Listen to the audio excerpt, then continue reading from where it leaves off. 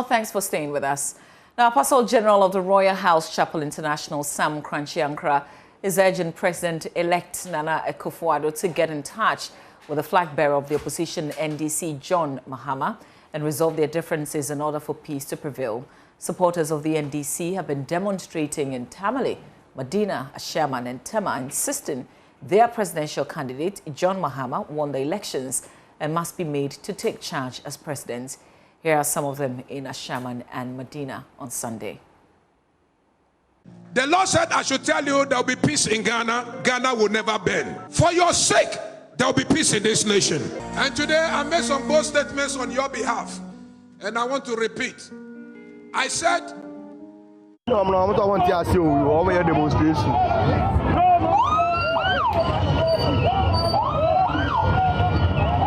They say no Mahama, no Mahama, no peace. No Mahama, no peace. No Mahama, no peace. No peace. No peace. No peace.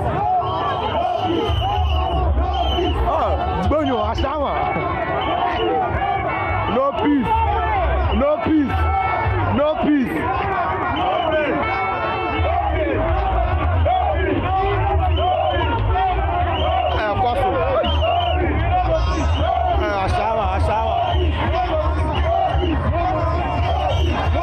No peace. No peace. No peace. No peace. No peace. No peace. People must see that the process has begun to activate justice. Because like I said, you cannot have peace without justice.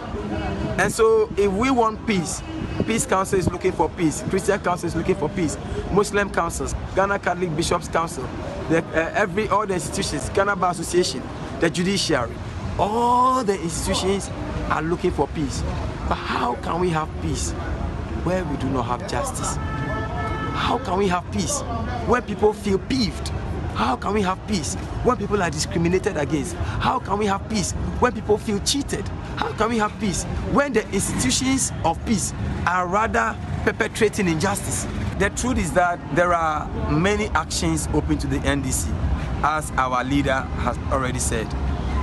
Courts is not excluded. In fact, indeed, as we speak now, there are a number of actions, for example, in Techima South, a number of actions that are ongoing. Our lawyers have been there to verify the situation and all that. So it tells you that all actions are available to the NDC, including political actions. And we won't discount any one of them. And definitely court is not out of the question. So you hear that Francis Xavier Sosu, who is a lawyer, he just won the Medina election. He will be in Parliament, in the 8th Parliament, on the tickets of the NDC. Well, and as you may have also heard, there's Sam Kranchi-Ankara is asking his congregants to pray for peace in the country. He urged the president to consider appointing members of the opposition party in key positions of government as a sure way of dealing with the growing tension. the Lord said, I should tell you there will be peace in Ghana. Ghana will never bend. For your sake, there will be peace in this nation. And today I made some bold statements on your behalf. And I want to repeat. I said, I want His Excellency President Nana Akufo-Addo to call John Mahama. Even though I know that it is the one in opposition who calls. But because he's a father of the nation, I want him to stretch a hand of peace to his opponents and even those who are criticizing him and whatever. He should tell John Mahama, John, this thing is not about a fight. Let peace prevail. Can you come to my office? Let us talk. I pray that this week that will happen. Second invocation. Any parliamentary seat that has come under a battle or fight or contention, this week, may the matter be settled to the glory of God's name. Amen. And the third one is very dangerous. So if you hear people insulting me, please pray for me and then protect me. Moses, the third one. I said, I asked the president to dare for the first time, when he's giving cabinet positions, he should pick some members from the opposition and give them posts. We want to kill the winner takes all spirit. It's dying by the power of the mercies in the blood. It is the winner takes all spirit that brings the contention and the fight and unforgiveness. Because people say, are we going to wait for the next 4 years again? And we stay in church as General Overseer of the Perez Church, Bishop Charles Ajinasara, beg your pardon, has urged former President John Mahama to choose peace over chaos as he contests the results of the just ended elections. Addressing congregants in his church, the presiding bishop referred the NDC candidate to the election petition at the Supreme Court back in 2012, calling on him to learn lessons from its implications. The EC declared the presidential for Nanado, and then the parliamentary also had winners. My church members and others who won, I say congratulations to you. To those who lost, we pray better favor for you next time. Excellency John Mahama, who is contesting the presidential results, we pray you do it peacefully. At 2012, when a similar thing happened, it was not easy in this country. En 2012, lorsqu'une chose similaire s'est produite, ce n'était pas facile. And Bishop Charles Ajinasara has also condemned the shooting incident at Techiman that led to the death of 2 party supporters during the elections. He's calling for swift investigations into the matter. A number of people have already lost their lives. Nobody needs to die because of an election. We therefore condemn the use of firearms on unarmed civilians. We ask that proper investigations be conducted in the deaths of the people who wanted to defend their votes. Because democracy is not a war. We continue to pray for peace to prevail. May God help our homeland, Ghana. The 7th Parliament is reconvening this morning for its first sitting after the December 7 elections. The 3rd meeting of the year, which began in September, was suspended on the 6th of November to allow MPs to prepare for the elections. Joseph Opoku-Gakpo, our parliamentary correspondent, has more on what the agenda is. It's expected to approve the ex-gratia package for the executive arm of government, even as the executive works on that of MPs. The House is also expected to approve the first ever private members' bill in the history of Parliament. The bill proposed by the majority leader, the minority leader, Offenso South MP Ben Abdallah and Kumbungu MP Ras Mubarak, seeks to amend the road traffic law to introduce more punitive sanctions against road traffic offenders. The House is also expected to work on the anti-money laundering bill, one priority item that Ghana must get done to get off the European Union's money laundering and terrorism financing blacklist. That and more is what the agenda on the floor will be. On the peripheries of the chamber, MPs will be discussing who leads both sides in the new parliament from the 7th of January 2021. A lot of changes are expected on the leadership front of the majority, including replacing First Deputy Majority Whip Matthew Nindam, who has lost his seat in Bandai. The leadership of the minority is not likely to change much. Who becomes the next speaker will also be discussed on the fringes, with current speaker Professor Michael Kwame, Supreme Court Judge Justice Jones Doche, and Ambassador Aikwe Otu as a few of the names popping up already. And joining us live from Parliament is my colleague, our parliamentary correspondent, Joseph Opoku-Gakpo. Joseph, good morning to you. Parliament is back this morning. This is just about maybe the last leg of the 7th Parliament. How is it looking like this morning? Well, a lot of the MPs haven't come in yet. We're still waiting for them to come in. We know that the time that the House is expected to begin sitting is 10 a.m., but most of the times it delays a bit. Today is one of those days. We are waiting for a lot more of the MPs to come in. A little later in the day, we're looking forward to see what the agenda will be. First of all, we're expecting welcome addresses from the Speaker, Professor Michael Kwame, the leader of the majority, Chairman Sabunsu, and the minority leader, Haruna Iddrisu. And of course, the expectation is that some of those points will touch on their own expectations going into the next parliament and how the 2017, this particular election, this 2016 election has gone so far. So we're expecting a few thoughts of them on those.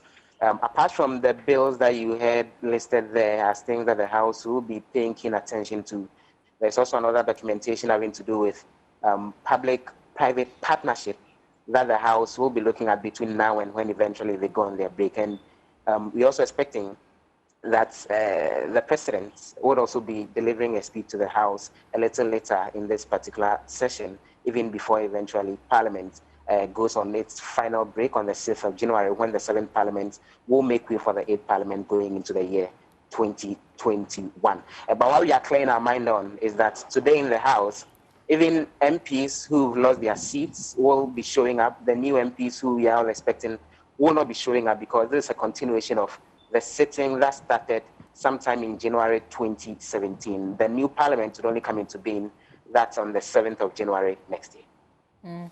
And Joseph, just keep an eye on the MP for Fomena, because we know the last thing the Parliament did before it made way for the elections by rising was to suspend the Member of Parliament for Fomena. So we don't expect that he will show up in Parliament today, do we? No, we don't. So the seat was declared vacant. So more like him virtually being expelled from Parliament.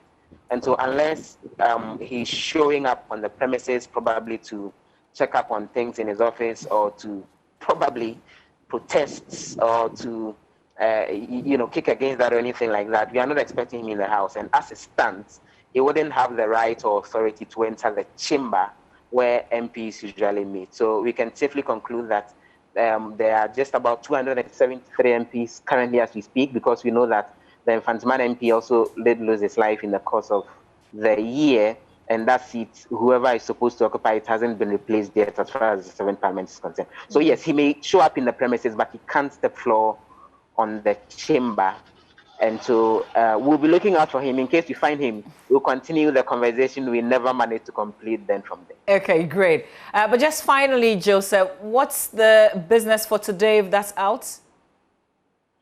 We're still waiting to see the specifics of that in terms of what exactly will be out. But from what we're gathering, for example, the anti-money laundering bill is something that the House is considering a priority, because that's how Ghana would eventually get off the European Union's blacklist when it comes to money laundering and terrorism financing. We know the Finance Committee looked at that when it came to the House, and is actually awaiting consideration when MPs would then propose amendments to that particular documentation. We're gathering that that's the priority item that the House may be looking at, but we're still waiting to see what the official order of business will look like. Joseph Opoku-Gakpo will leave it here. That's our parliamentary correspondent. He will be monitoring proceedings in Parliament, and will be bringing out updates in the course of our programming today. Joseph Opoku-Gakpo there. Away from that, though, residents of Anglon Afiadenyigba in the Keta municipality are calling for an immediate transfer of all police officers on duty on the nights that MP-elect Jujoli Kwame Gakpo and his family were reportedly attacked by unknown gunmen. Some family members of the MP sustained knife wounds on the nights of the said attacks, after which youth of the community besieged the police station, demanding answers for what they describe as delays in the police response. 2 suspects are being held for investigations. There's more in this report. On the midnight of 11th of this month, the MP-elect for Keta, Jujoli Kwame Gakpo, and his family said they were attacked by unknown gunmen in his Anlo Afiadenyigba residence, with some of them being inflicted with knife wounds. The police was blamed for not promptly responding to distress calls, and the youth of the town thronged the police station the next morning. At a press briefing in the Anlo Afiadenyigba market, leader of the youth, Bubu Klinogo, said new officers should be brought to the area. We demand the immediate transfer of all the police officers on duty on that day where the incident happened. We are making a call to the regional commander and the district and divisional commanders to heed to this call to transfer all the men from this town and replace them with other people from other places. We, the youth, have lost confidence in the current police officers in the town. We are not sure that we are able to, or we can work with them again in this town. Here is a presiding member of the area, Amos Ametime, reiterating the point. Those who are currently at the station has to leave because they are not helping situations. On countless occasions, citizens have run to them for help, but they couldn't get it. So the demand was that they are all transferred and new ones are brought on board. Regent of the town, Togwi Kajalo, said him and the sub-chiefs are willing to convert an old post office, which is adjacent to the MP's residence, into a police station to support security there. The recent post office, it is our fervent wish to change it to police station. So we are going to make it, surely. So we are pleading the commander to help us so that everything can be possible and fair-free. Meanwhile, the MP-elect for Keta, who was rushed to the Keta Government Hospital, was later moved to a hospital yet to be disclosed for further treatment, and 2 suspects have so far been arrested to help with investigations. Ivy Setsoji's report for Joy News. Joining us on the phone is Mr. Jujoli Kwame Gakpe, the Member of Parliament-elect, who was reportedly attacked. A very good morning to you, sir. Thank you so much for joining us here on News Desk. First of all, we're sorry about the attacks, but how are you doing today? By His grace, I'm in the hands of God, so I'm doing well. Are you in the position to tell us exactly how things happened? I think I will do that later. But if I'm doing well, I'm doing well. What kind of injuries did you sustain through this attack? I have an injury on my leg, my back, under the armpit. They used the gun, the back of the gun, to hit my back. And then, it beat me. And I have wounds at my back, at my leg, and my knees. At what time of the day did this incident happen? Around 12:30 to 1 a.m. And you were with your family in your family home when this happened? Yes. We're told that the police is investigating this matter. How far with their investigations? What can you tell us? I'm not privy to the police investigation because I have been on admission. So everything is happening in the Volta region. So as we speak, you're in the hospital? Yeah, I'm in the hospital. What are doctors telling you in terms of the injuries that you've sustained and how serious the injuries are? Doctors are trying their best. They have done scans, and then the necessary treatments are being back on that, and we are on course. And God willing, the situation is improving gradually. Do you know the number of people that attacked you? There are about 10 of them. They were holding pump action gun and then AK-47. They are 10 in number. Did they make any demands on you? First, they made demand for money, and I've given them 25,000. First, they went, they robbed my shop, a shop which are mobile money shop. They chiseled it. It was approved. The whole thing, the operation lasted for an hour. They went into the mobile money shop, robbed that place, and they are visiting room to room. So eventually they broke my door, entered my room that they want money, I should bring money, and then I was having 25,000 Ghana cedis.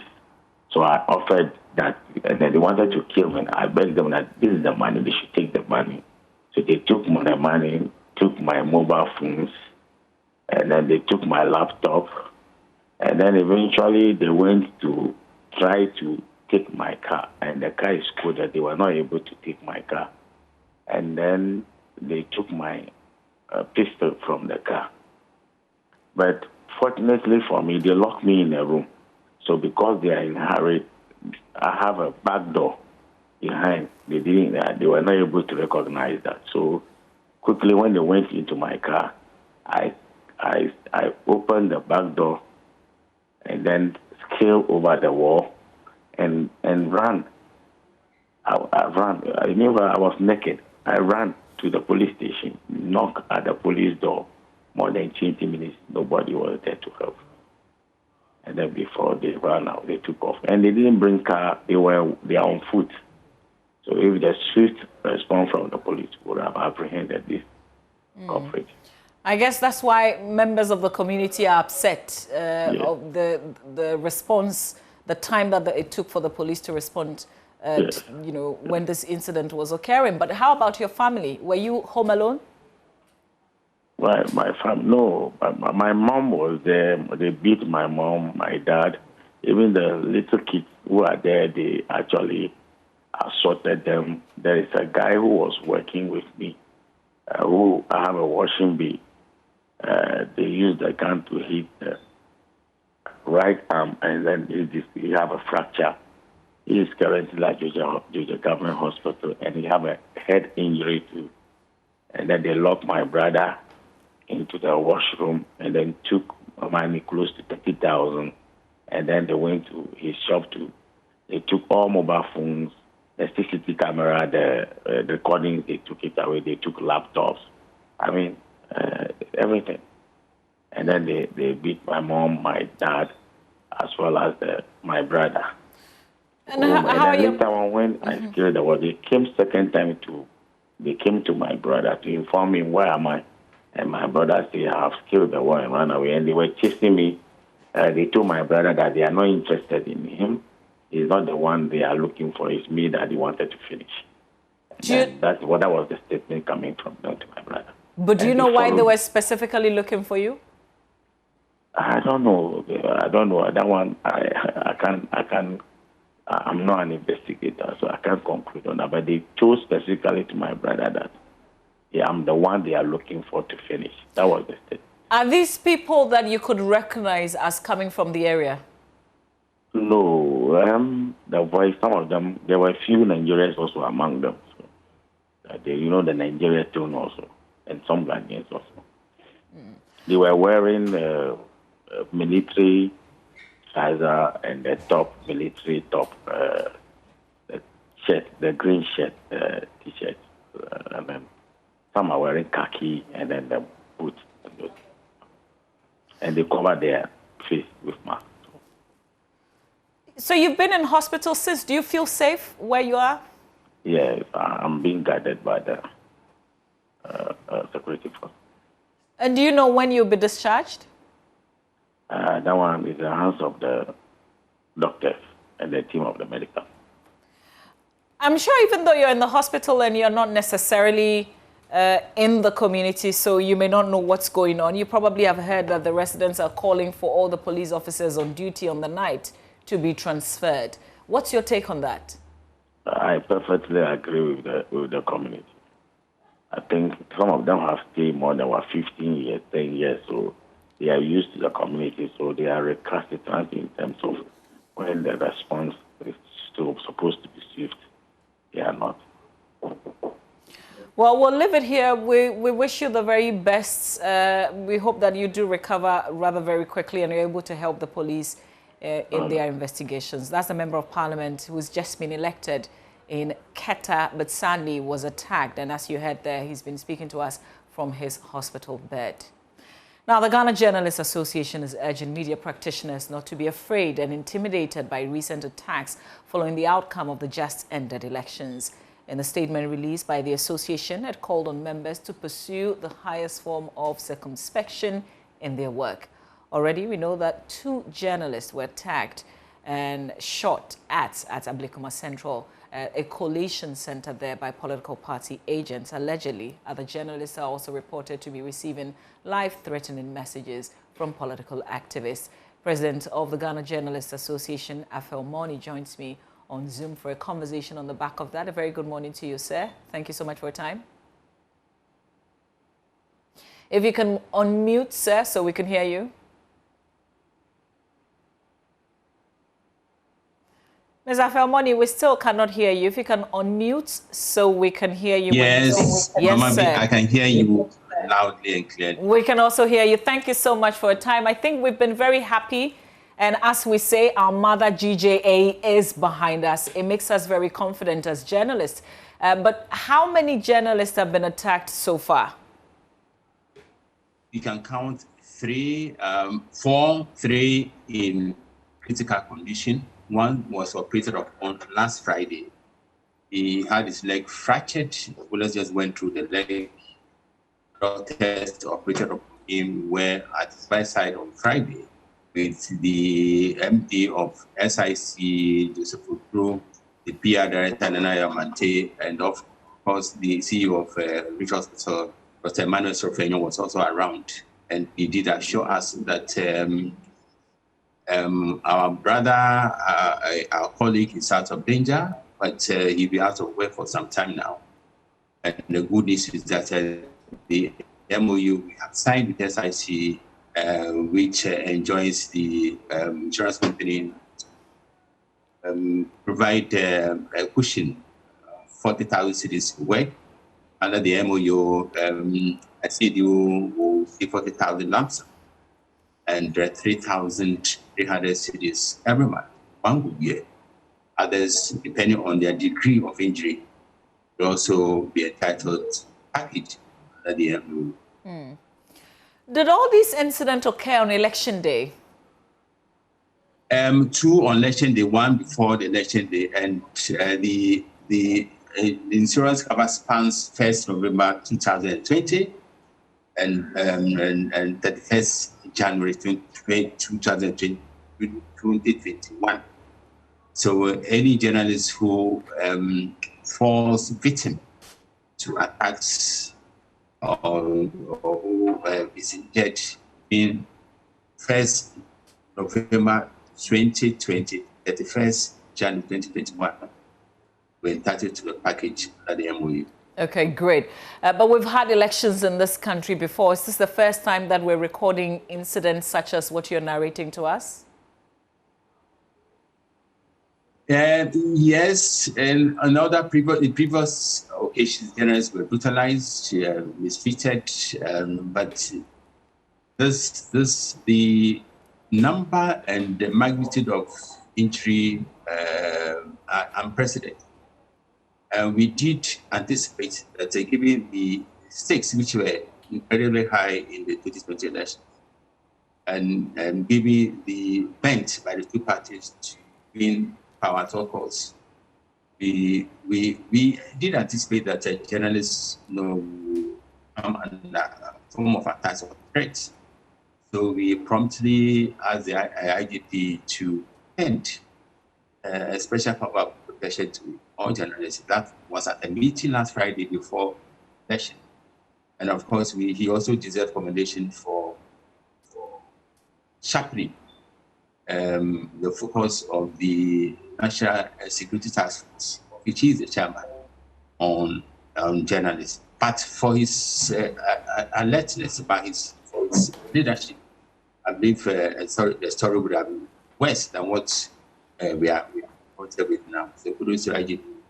Again, when it goes to all political actors, not to him, or attempt to hit mayhem on journalists, because an attack on one journalist is an attack against all journalists.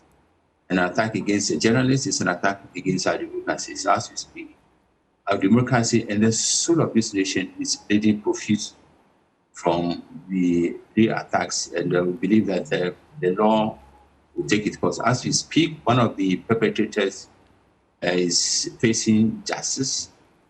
We live in a dispensation of rule of law, and in the side dispensation, anybody who willfully finds himself or herself the wrong side of the law should be made to taste fighting edge of the law. So we expect the law to fight hard on such perpetrators, and this to give us a ray of hope that the laws work. How about those who've been receiving threatening messages on their phones? Yes, we directed such threats to the appropriate quarters, and I believe the appropriate quarters not treat such threats lightly. We don't want to break up thresholds, but it's happened in the case of Ahmed Swale. A gentleman walked into my office very often, and he did warn us that blood was going to be shed, and the threats which preceded the assassination in the most tragic circumstances of Ahmed Swale was going to happen. He said some journalists were going to have targeted, some journalists who were involved in that expose where some of them were going to die. And surprised when Ahmed Swale was killed. So as the coming event, they say have their shoulders. But we are inclined to believe that any journalist shot or killed as it happened to Amiswale. So it falls on the lap of the security agencies, law and order community, to act with urgent promptitude on this new degree of impunity which is being displayed by certain political. Mr. Moni, what's the direction to journalists if you're being threatened, if you're receiving messages either on your phone directly or they're sending it to your social media accounts, for instance? Where do you go to?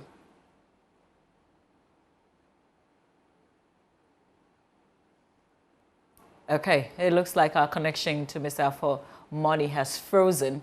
If we can't get it back, I guess, you know, he's shared greatly with us on this matter. He's the president of the Ghana Journalists Association. We've just been speaking on a statement that they've issued condemning the attacks on journalists, asking journalists not to be intimidated by the threats that some of us have been receiving. We'll try and reconnect with him so we can finish off this conversation, but he's also been giving us updates on those who have been injured. Mr. Afomoni, apologies there. So we lost you quite a bit. I was just asking where journalists should go if they receive threatening messages either directly on their phones or through their social media platforms.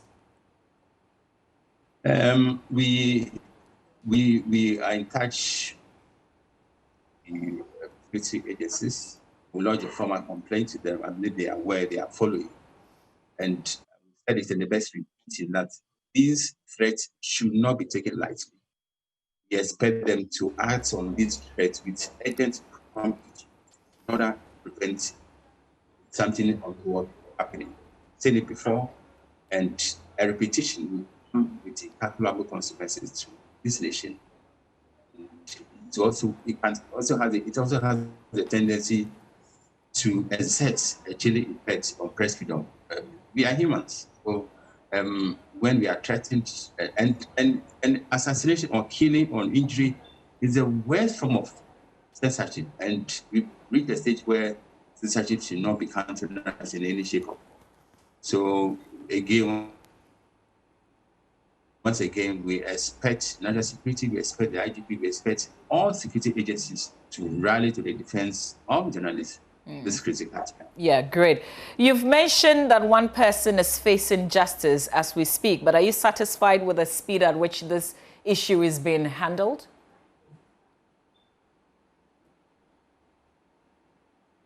And we have our men at the court update us on the case. And this, the guy who shot indiscriminately at my central police station was due to face justice at 8 a.m. this morning.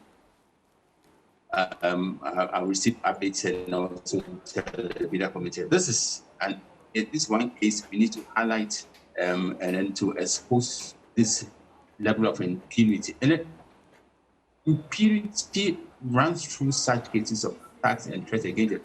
Impunity is the main causative factor of a decline on the elite table of free media systems compiled by Journalists Without Borders. And one thing about impunity is that impunity breeds impunity. Impunity ignites a self-propelling and re-energizing cycle. And so if it's not checked, if it's not tackled from the root, then it becomes hellishly difficult to deal with. So we expect the law, as I said, to bite so hard, to deal surgically with this level of impunity. The great interest of this nation. Mr. Afomoni, we'll leave it here. Thank you so much for your time. That's the president of the Ghana Journalists Association there. Let's move on, though. Outgoing Tamale Central Member of Parliament, Inusa Hussaini, says the National Democratic Congress, the NDC, has no intention of forming a parallel government and declaring John Dramani Mahama as president-elect. He says the party is preparing to contest the results of last week's election in court, and that will be the only challenge they will put up against it. In an earlier interview on an Accra-based television, Mr. Hussaini encouraged former President Mahama to form a parallel government and declare himself president. Mr. Hussaini says it was simply his opinion and does not represent his party's position. of people. The idea is not new. I mean, if you go and read Appiah Kente's book, River in the Sea, I mean, when they lost the 1992 elections, MPP contemplated forming, Adubo Hill contemplated declaring himself president and forming a parallel government. They had even secured premises in Cote d'Ivoire. But the idea is not totally new. But he did not. But he did not. But who says NDC is going to? Who says NDC is going to? I mean, that's a feeling I expressed, that's a view I expressed. That view is not original. That in 1992, that view was expressed by no less a person that, Appiah Kenten, who was a lawyer, industrialist, entrepreneur, politician. He wrote it in his book, The Rivers in the Sun. I can say that I got the first idea that someone can do that. Isn't it a threat to our peace? Well, so that is a view. First of all, let's understand that the view is not original. It's in Appiah Kenten's book, Rivers in the Sea, published in July 2010. Those who have not read should go and read it. They didn't carry through the threat of forming a parallel government. No one says that NDC is going to carry through the threat of forming a parallel government. But that was a view that was expressed then. That's the view that I've expressed now. Okay? Now, is it a threat to our peace? It could be. In that book, they said, the Appiah Kenten said it could lead to civil unrest. Yes, so now too, if that thing is done, it could lead to civil unrest. So you must contemplate that. And Idris Afuseni also says there must be a forensic audit of the election, something his party will demand for in court. Don't you think that if we all agree that, look, Nana Addo Akufo-Addo has won convincingly, and that John Dramani Mahama is just a sour loser? John Dramani Mahama is saying that, no, I won the elections. I think she's that should have won the elections. Don't you think that the middle point out of the whole thing is for us to do a forensic audit of all the pink sheets that came to the Electoral Commission?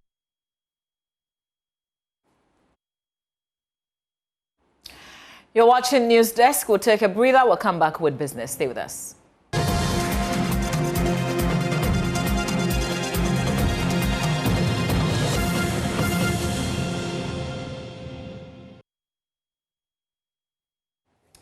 Good morning, welcome to business. My name is Darryl Kwao. Prices of petroleum products are expected to go up by about 5% a litre this week. This is based on projection from bulk importers as well as from Joy Business. George Rafe has details. Joy Business understands that the expected increase is being influenced by prices of finished products going up on the international market. This is due to news that COVID-19 vaccine will soon be made available for global distribution. It is the expectation of these oil transporters that this will lead to some economies opening up or easing restrictions, a development that will lead to demand for their products picking up again. Based on industry data and the required extrapolations by Joy Business, prices could be going up between 3 to 5%. A litre of petrol and diesel is currently being sold at around 4 Ghana cedis 67 pesos. Now, working with about 3% projection per litre, that should translate into about 4 Ghana cedis 81 pesos for a litre of petrol and diesel. Well, for those who want it to be worked out in gallons, this should translate to about 21 Ghana cedis 64 pesos for both diesel and petrol. There are currently over 100 oil marketing companies in the country. There's a likelihood that some of these oil firms may absorb the expected increase or even keep prices unchanged at the pumps. However, some have also argued that this development could open the gates for further increases in the coming months due to the current development on the world market. Others are also of the view that the only savior will be a stabilized Ghana cedi. Otherwise, the door has indeed been open for more adjustments in the coming months running into the first quarter of 2021.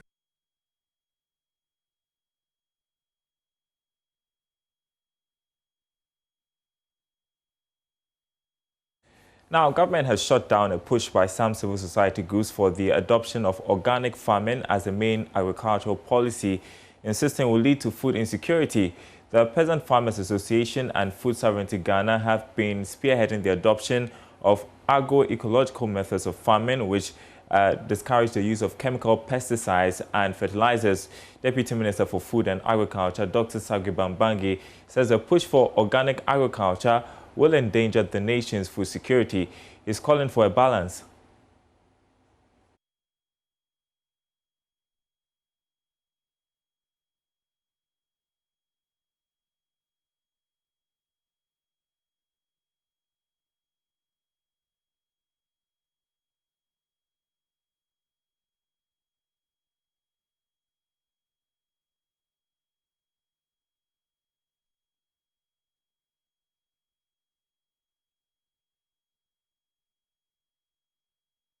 Unfortunately, we are unable to bring you that story. That's it for business. Thanks for watching.